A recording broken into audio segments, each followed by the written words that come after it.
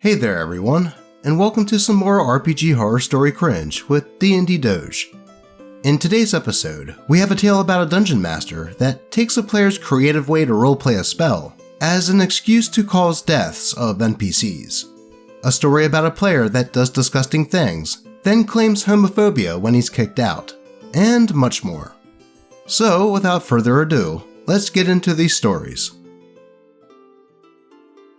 Dungeon Master Ruins Roleplaying by having player character commit mass murder. By Reddit user BigMark1507.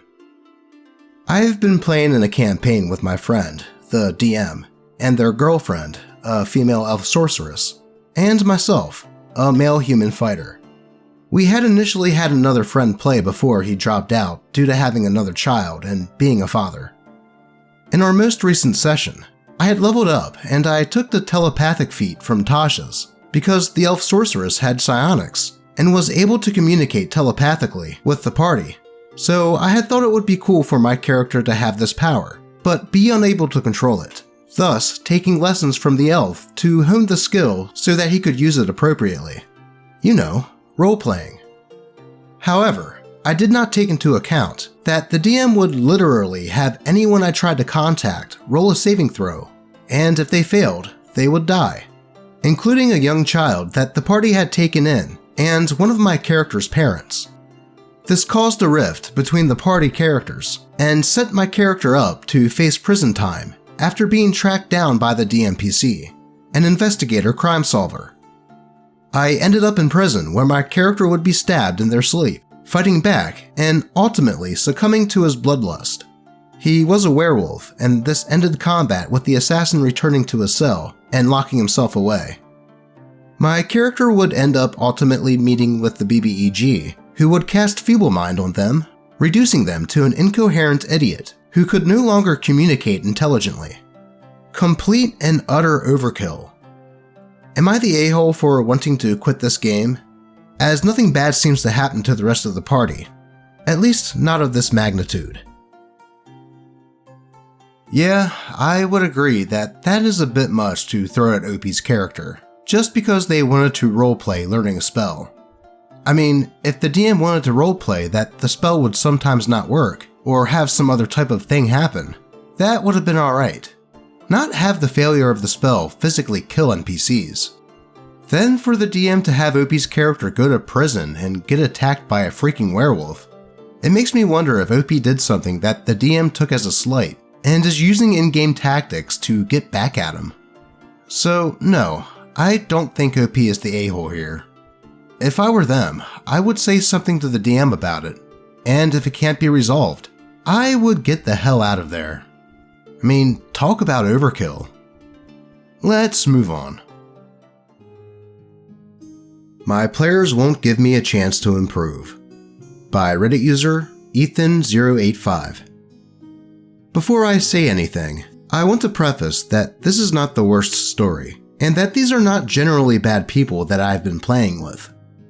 So, for about 2 years now, I have been playing D&D with a group of about 5 other people. When we play, we use a story arc system for each of the campaigns that we run. An example would be, one of us will DM a game until the story arc that we are on finishes. Well, over the past year, I have been DMing my first ever campaign, which I am pretty happy with overall. Or I was, until recently. Whenever I DM, I try to be accommodating to my players, and hopefully make sure that they are also having fun. Also, since the beginning, I have told all of my players to be transparent with me about any problems they may have with my game, because I would do the same thing in a game that they DM. To cut to the chase, so this is not overly long, a couple weeks ago, I ran a combat that I would say was essentially a bust. It was long and ended up feeling like a slog. I even noticed it and planned on switching my combats up to make them more interesting. Now, cut to a week later, and my players are telling me the issues that they have with my game, but it's just some issues with combat, nothing that can't be fixed. Well, apparently I was wrong in thinking that, because they are now wanting to skip over my campaign arc so that another player can DM. They aren't even going to give me a chance to fix what might be going wrong in my campaign. They just want to move on. So yeah, I don't know what my status in this group will be anymore, and I don't know if I want to be part of it anymore, which really bums me out. Edit. I have not been running consistently over the past year, since we just switched to story arcs a couple of months ago, and my arc just started a couple of weeks ago. Edit 2. Thank you all for your comments on the post, with, let's just say, varying levels of advice. I've talked to my players privately, and it turns out that not all of them had a problem with what was being DM'd. Only really one of them had issue, and he kinda convinced the other two to drop the game. So yeah, there is that new news. But anyway, thank you all for the support. Yeah, I agree that kinda isn't fair to OP for the other players to just flat out want to stop OP's game after one issue arose. It's their first time DMing, and like with anything in life, the first time doing anything will have some issues pop up here and there. It's how we learn and get better at stuff. Then to find out it's just the one player that convinced the other two to also want to drop the game. I would say that the best option at this point is to have a sit down with the group and talk things out. Let them know that you feel that it isn't fair to just drop it after one issue with combat, and ask them to give you a bit of a break since it's your first time. Though, that's all I can really say on this one. Let's move on. That guy harasses and accuses the DM, then tries to get her fired. By Reddit user, splay Dionysus. My girlfriend is running her second game as a DM, so she was admittedly a little inexperienced, especially with dealing with trouble players. One important thing to note is that me and my girlfriend keep our relationship on the down low because my community is fairly Catholic. They try to be supportive, but we don't want to rub it in people's faces, since some are still homophobic. The party consists of me, Fenra, the female elf ranger, my 16-year-old brother, Thorbjorn, the human barbarian, Drayla, the paladin, Abraham, the cleric, and the molesty rogue, who I'll just call Sleazy. We are playing at the local gaming store where the paladin works. Everything starts out fairly normal, with a generic quest to clear rats out of a mine, only to collapse a wall, thus revealing an ancient tomb. The party stops to rest before proceeding into the undoubtedly skeleton-filled tomb, and the first red flag appears. Sleazy starts to describe in great detail how he strips off his clothes before laying nude on top of his heart-shaped bedroll, openly ogling the other two male PCs. He is overly descriptive about all of his actions when fighting too, so we initially shrug it off as eccentric, if a bit weird, and just ask him to tone it down a bit. He seems a little upset, but relents for the time being. We clear out the dungeon rather anticlimactically, as the DM being fairly new definitely made it underpowered. She had accidentally caused a TPK on our second excursion the first time she was a DM, and did not want a repeat of that. The party divides the relatively meager loot from the dungeon, then return to the village to collect our pay for taking care of the rats. Cue Sleazy attempting to seduce the happily married mayor for a larger reward directly in front of his wife, who was just inviting the party to a banquet in our honor. When that failed, he tried to pickpocket the mayor. When that critically failed, he demanded to roll to bluff the mayor that he had just been groping his privates. Needless to say, the gameplay stopped as we told him to quit it, eliciting further huffing and disdain, then agreeing to tone it down. As the rest of the party enjoyed a feast with the villagers, the rogue sat in the stocks for the night, loudly complaining in character that the villagers were all homophobes, and telling the rest of the party that we should teach these bigots a lesson. We ignored him, and the following day, managed to pass a check to stealthily restrain him when he tries to shank the mayor when he got let out of the stocks. When he finally calmed down, he once again began a round of seduction attempts on every male merchant in town. We ended our second session there, and since I don't want to go overly long, I'll just list off the low points of the rest of the game. continuous attempts to seduce the two male players, including my in real life underage brother, who both stated that they were straight in and out of character, and that the unwanted advances made them uncomfortable. Ties up a quest target and throws him in the back of our wagon, then gets pissy when the DM shuts down what was clearly turning into SA as he starts stripping and groping him, claiming that he was just searching him for loot. Tries to solicit multiple NPCs for some fun, then gets pissed when we don't let him graphically describe his successes. Whenever his rogue fails miserably, he had only rolled a 6 for charisma, yet acted like he was a halfling Casanova. He demands that he be able to pay the straight characters enough to accept his advances, sulking when he is refused, and ignoring statements of how wrong it would be to force a gay character to be straight for gold. Tries to tank an admittedly overpowered encounter and dies, with the rest of the party barely surviving. When the cleric tries to save him and rolls poorly, he screams at the entire party. After he calls the entire party homophobes, saying that we let him die because he was gay, he throws a drink at the DM, my girlfriend. The paladin throws him out of the shop while my brother holds me back from killing his ass. Paladin tosses Sleazy's backpack out the door after him, and she explains everything to the manager, who has come over to see what the hell was going on.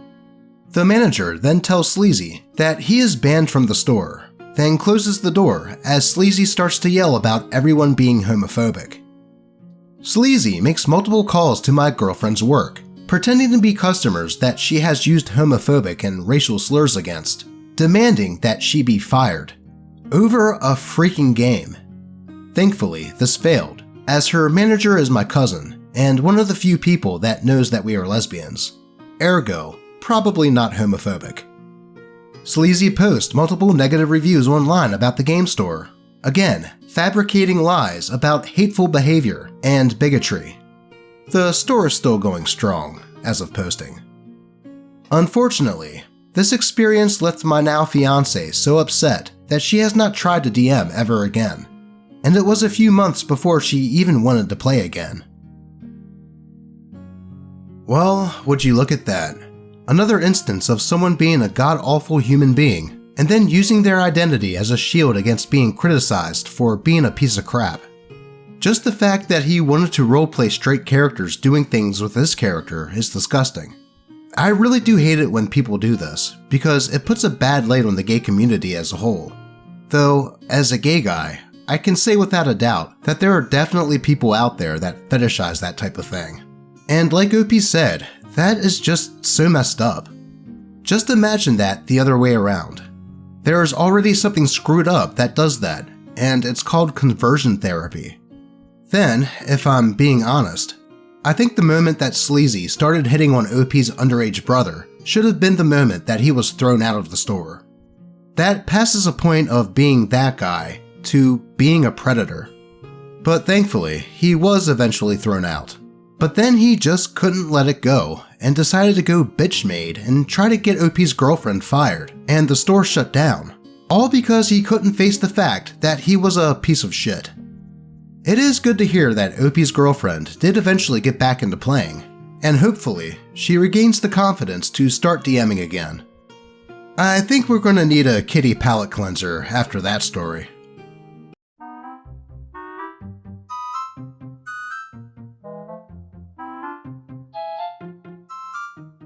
Ah, there we go. That is so much better. Now, let's move on. Horror story in the making, or am I overreacting? By Reddit user, Water Bottle III. Hey everyone, I'm posting here mostly because I'd like someone else's opinion on this. A week ago, someone I know asked me to DM for them and their friends. I happily agreed, as I haven't had a group since moving to a new country. I knew that none but 2 of these people had played before, but I didn't have a problem with teaching some new players. The issue started a couple of days ago. 2 of the players sent me their character sheets and backstories. Now, we don't speak English as a first language in my country, so I asked why both of them had sent me backstories in English.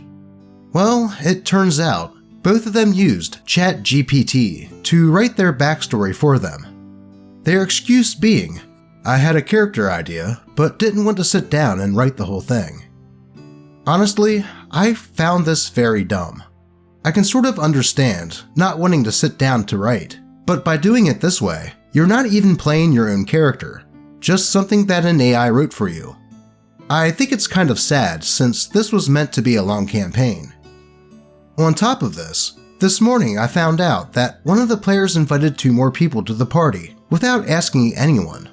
No one said anything about inviting or not inviting more people, and I found it a bit disrespectful that they'd invite people that no one knows, and without asking. Am I overreacting, or is this a horror story in the making? Honestly, I'm starting to feel very stressed out by the players because of these things, and a few more, and I'm considering leaving the campaign. What are your thoughts? Well, in my opinion, I don't think using Chat GPT is that big of an issue. Perhaps the players just aren't that great at writing or coming up with a good backstory concept, and I don't see using a chatbot to help with that as any worse than using pre-generated characters. I mean, the end goal of role-playing said character will be the same no matter what. The main issue here is the fact that one of the players invited people to the game without first consulting OP and the other players.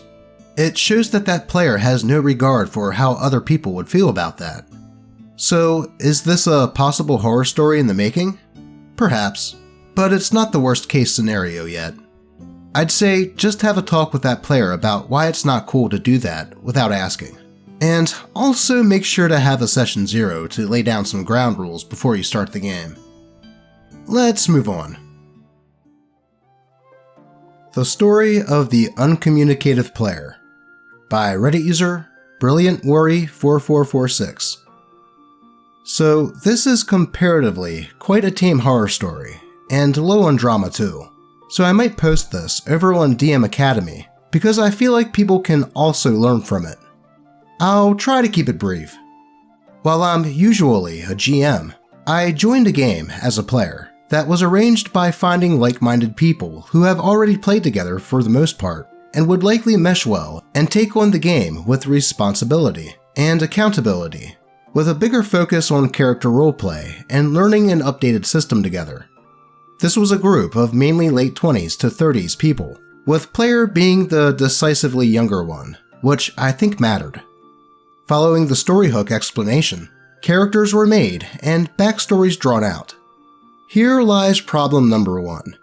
Player doesn't really give the GM much to work with, apart from a cool visual, which isn't inherently bad, as shallow characters can still be interesting with a little more prep work, but it's still quite crappy to not engage deeply in the game.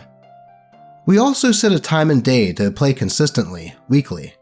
We always check in right as the session ends, as well as midweek to make sure everyone's still okay to play, because life happens. But we're adults and have gotten pretty good at setting aside our time and respecting others' time. We also preferred that everyone be present at the game, rather than a game goes on even if a person is missing type deal. And herein lies problem number 2. Player was oftentimes unresponsive and unreachable, even through tags or private messaging, so we'd almost always be unsure whether something was actually happening until shortly before the game time. Additionally, player would also rarely, if ever, interact with the group chat, so those who'd never or hardly ever played with them barely knew what type of person they were, which, again, isn't necessarily a negative point, since some people don't enjoy getting and reading hundreds of notifications or lines of dialogue, but it's the people that make the group, and if you don't engage with either, then you're bound to become more of an outsider. Which leads us to problem number 3. Player stops engaging in the group chat altogether. In sharing my frustrations with those friends, I learned that the reason for this was something along the lines of player no longer finding the system, the game, and or the characters fun, so they were thinking of dropping out, which is a very valid reason. If you're not taking any enjoyment out of your RPGs, then it's perfectly reasonable to bow out. However, it turns out that player talked to this other person at the table about their problems while inviting them for another one of their games, capping off the conversation with, "Do you think I should let the GM know?" Which is baffling to me. So the main takeaway here is, if you have problems with your game, use your words. If you're not enjoying something, talk. And if something is bothering you in and out of game, speak out. It's through talking that people understand each other and can work to be better together. So don't be like player. Manage your expectations together and communicate transparency with your group. For what it's worth, and for some context, I'll add that the group itself is very much character and roleplay focused, and combat encounters run deadlier and more difficult because we're more focused on each other rather than a find the target and bonk it till it's dead approach, which I think is what player was more partial to. Which again, is great if that's your preference, but please make sure to lay everything out in clear terms to everyone so that, again, there's no mismatch of expectations like we had here. Happy sessions out there. I have to completely agree with OP here. Communication is key for any successful tabletop RPG. Hell, with anything in life really. Some games are a good fit for certain players, and some are not. And that is okay. But to not say anything when something is bothering you, I mean, people aren't mind readers, and staying quiet about something might just be taken as you just being a quiet person. I do have to say though, that it is totally messed up for that player to tell another player that they didn't like the game and were going to leave without telling the DM. That's just bad tabletop RPG etiquette. But that will do it for today. As always, I appreciate all of you, and may your games remain horror story free. Until next time.